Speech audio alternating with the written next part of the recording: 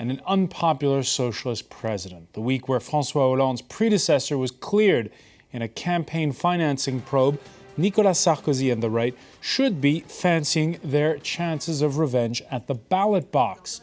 Instead, Sarkozy's former prime minister has thrown down the gauntlet, François Fillon saying, come what may, he'll be running for the top job in 2017. François Fillon, who to galvanize followers and shed a somewhat, how should we put this, technocratic image, has been getting feistier. But it turns out feistier means courting the far right's voters, casting doubt on the so-called Republican Pact, the call to prefer the left to the National Front whenever his UMP party is out of the running in a runoff.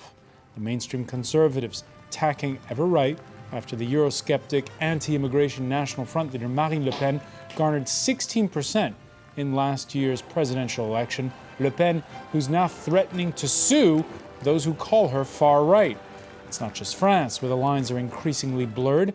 Belgium, Italy, and Austria have all had anti-immigrant parties in government in past years. Is Europe's mainstream right slowly but surely losing the argument? Today in the France 24 debate, the call of the far right. And joining us from Bath, Aurélien MONDON, author of The Mainstreaming of the Extreme Right in France and Australia. He's at the University of Bath. Thank you for being with us. Thank you. Mark Dean of the Bloomberg News Agency. How are you? Hello, François. And Mathieu DOIRET, Director of Polling at the IPSOS Institute, conservative UMP party. In heated conclave, it seems they have so far declined our invitation to take part in this discussion. The France 24 debate, where you can join the conversation on Facebook and on Twitter, our hashtag F24debate. We're 5 months from local elections, 7 months from European Parliament elections. Just to put it all in perspective, a new poll out this Wednesday has nearly 1 in 4 voters picking the National Front for European elections.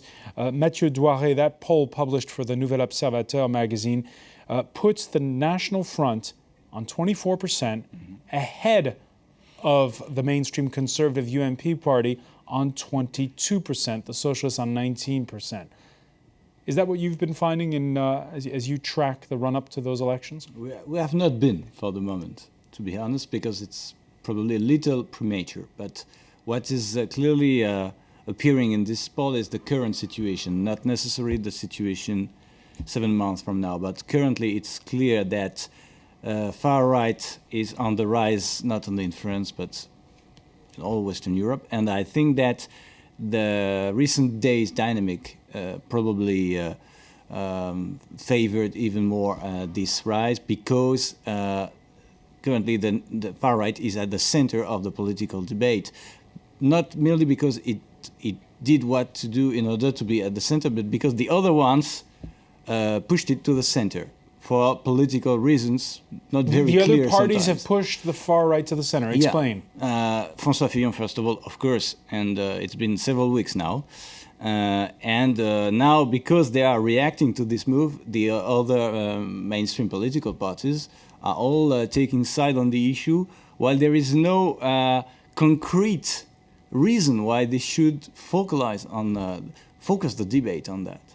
Aurélien MONDON, do you see, you just heard what Mathieu DOIRET said, a poll is a snapshot, the European elections aren't until the month of May, but do you see the possibility of the National Front coming out first in those European elections come next May? I think it is a clear possibility. I think a few polls already have shown that the Front National could be in front. And as you mentioned before, it's not a question of France like alone in Europe, but also, I mean, people have said that other parties, anti-immigration parties such as UKIP, even in the UK, could come first in the European election, and that's a clear problem. With what Mr. DOIRET was saying before about the extreme right being brought to the center, I think I would be careful here with the wording, because I think that it is more the center that is being brought to the right and to a radical form of right, really. I think we have to be careful when the way we use the center and the mainstream. They are not fixed terms, but more kind of fluid and move around, and they can be redefined quite easily, as we have seen in the past 10 years, I think, when it comes down to extreme right or far right or radical right rhetoric. All right, we're going to look exactly at that, about the wording and how you focus on that. And you were mentioning the context of what François Fillon has been saying. François Fillon, here we can show you, first of all, let's do before and after. Here's what he said just back in the month of May. Nicolas Sarkozy thinks we should fight the National Front because it would make us lose. I think we should fight it because I consider the National Front to be outside the bounds of the Republican Pact. Once again, the Republican Pact, the idea that the mainstream socialists and conservatives will vote for each other rather than let the far right win any kind of election. That was then, this is now. The former Prime Minister telling supporters to forget the so-called Republican Pact. There are cases in which it is okay to vote for the National Front in a runoff. Yes, fighting sectarianism is also the responsibility of the Socialist Party, which has to ask itself about its relationship with the far left before lecturing others about Republican values. Mark Dean, just remind us a bit, what kind of reputation before all this did François Fillon have, for people who don't know France very well?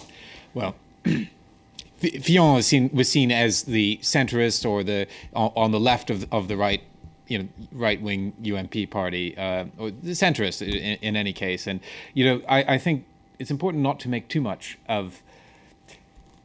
I think what the problem with the UMP is that the UMP has been endorsing National Front ideas for years. And it's through read between the lines, we're dog saying whistle messages. Exactly, the dog whistle messages, and Jean-François Copé saying, complaining about children not being able to eat pain au chocolat and all these sort of things. It's actually this in the long term. All this sous-entendu, it's strengthening. It's helped strengthen and create fertile ground for the National Front. But François Fillon, when he is saying that it's okay under some circumstances, he said, I quote, he repeated several days later, he said, I was maybe a little bit clumsy in the words I used, but he said it could happen. He said, a reporter asked him, can a socialist be more sectarian than a National Front? He said, it can happen. I'm not saying it's always the case, but it can happen. Well, first of all, it's important to say that Fillon has come out and said that this was a deliberate, this wasn't just an accident. It was a calculated decision to say something about this. Let's talk about Fillon specifically. He's clearly doing politics. He's in a race to become, he'd like to be the UMP's candidate in the 2017 presidential elections. That's part of what this is about. And he needs to broaden his base and crack some eggs, break some dishes. To get ahead in his own particular race. But also, I think you can step back a bit and say, well, look, the National Front is doing 25-30% in opinion polls. It has been for some time. And Fillon has also come out and said, look, we have to address this. We can't just sit here and pretend it isn't happening and, not discuss it. 30% of the French population we can't ignore them. But there are voices within the mainstream conservatives, such as the former foreign minister, Alain Juppé, who say, no way, we're not going to play this game. Yeah, well, that's a different strategy. And the question is whether that game is still winnable at this stage, I think. Is that game still winnable, Aurélien MONDON?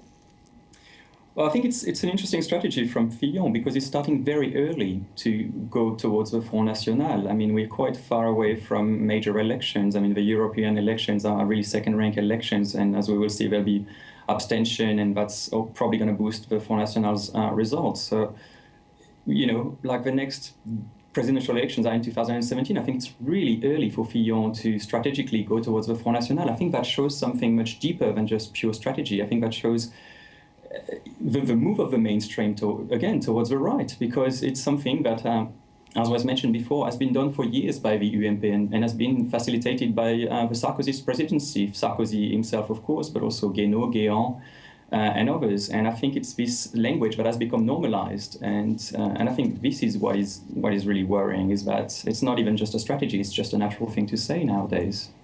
As we said at the top, there's the context, and Mark Dean just said it a moment ago again, this is coming in the context of him throwing his hat in the ring for the presidential election in 2017. Nicolas Sarkozy has been cleared this very week from one legal hurdle and a possible quest for a comeback.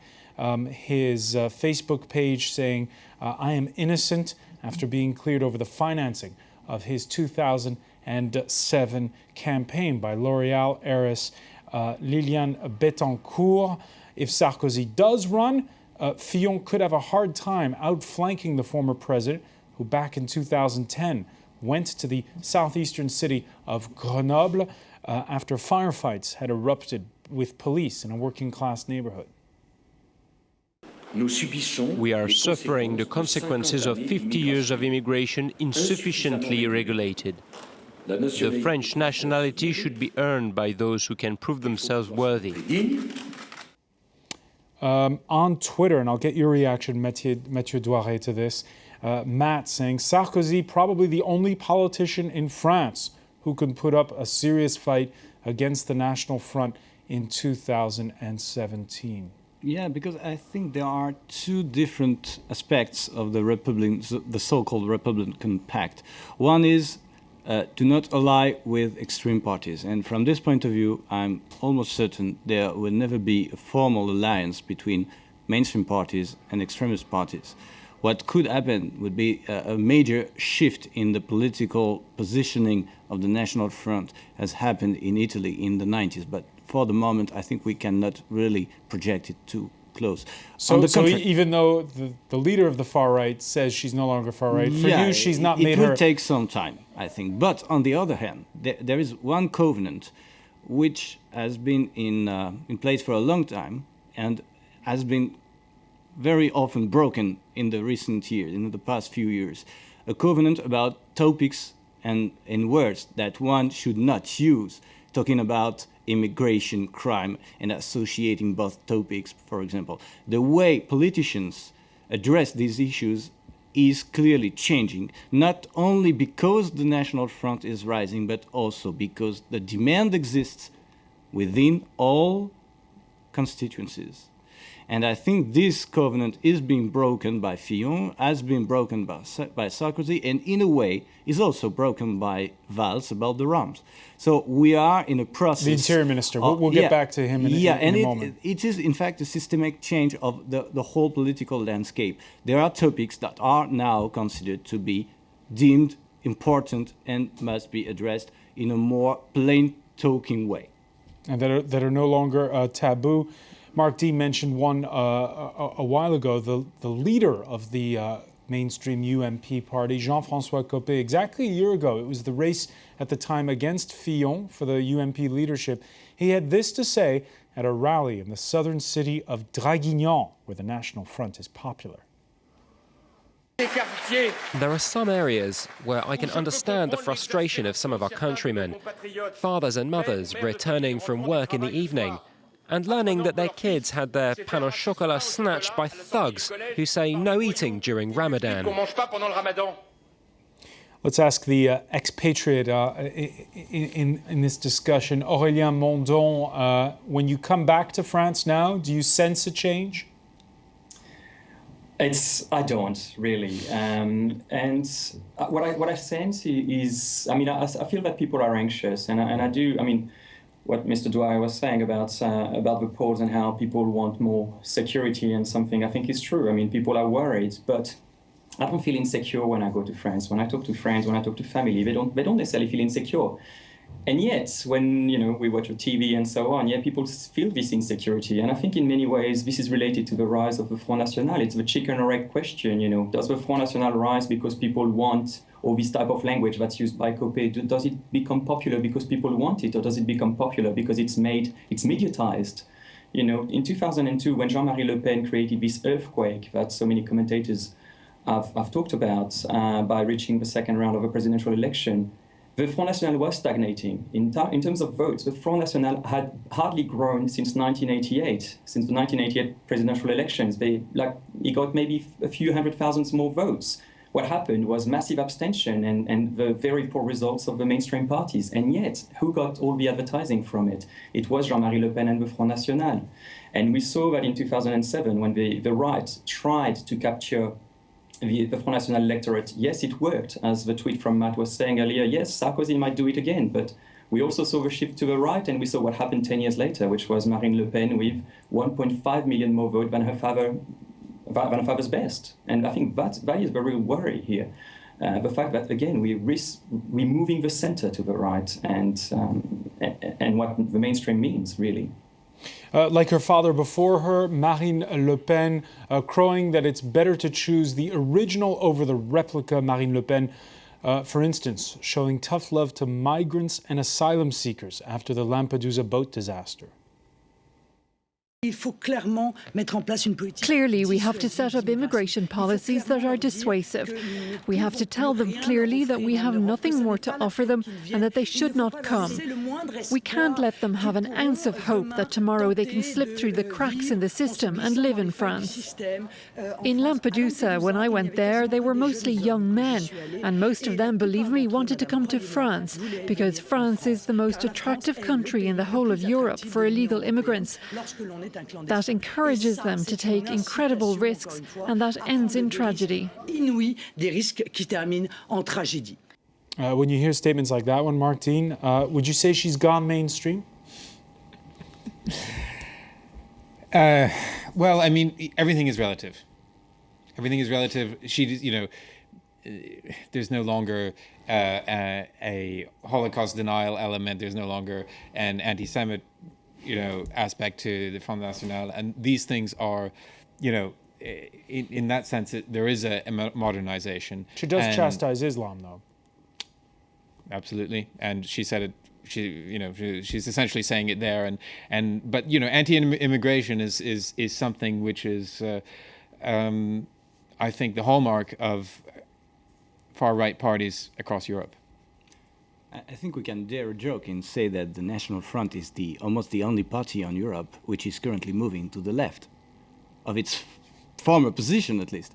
That means that, contrary to the general trend, even for far-right parties in other countries, she is definitely attempting something that increases the speed of its normalization, of course, and not only modernization. But yes, she's going mainstream. But the general trend is a major right-wing shift. So it's easier for her because the public opinion is moving to the right. All right, so she Aurélien MONDON, she is no longer a Holocaust denier. She doesn't, like her father in the past, who celebrated the French collaborators who collaborated in the Charlemagne division of the SS. Would you say, though, that she's gone mainstream? No, I wouldn't. Not at all. No. I think there are many signs, and there were many signs during the 2012 campaign that showed that she was not going mainstream at all, that she was, she's brilliant strategically, I think. And I think it's not just the work of Marine Le Pen, it's the work of, it's 30 years of theorists who have worked to rehabilitate the far right or the extreme right, whatever we want to call it. And, when her father... when Anders Breivik did his terrorist attacks in Norway, her father said that it was Norway's fault, because of the police naivety, I think. And Marine Le Pen refused to condemn her father's statement. When Mohamed Merah in Toulouse committed a few killings, terrorist attacks as well, there was a clear dichotomy here. They condemned, or they mentioned that Breivik was a madman. Merah, on the other hand, who had killed far less people, which is just as bad, of course, who had killed far less people, was the tip of the iceberg. I think it was Marine Le Pen who said, how many Merahs will be coming by boat soon? It's a stigmatization, and you talked about it before. It's a stigmatization of Islam that is essentialized. Like Islam, it's not cultural at all. It's not a question of these people could be like us. That she's taken mainstream. Aurélien MONDON, I'm going to have to interrupt you because we have to take a quick break, but we'll pick up on this point. Stay with us. It's the France 24 debate.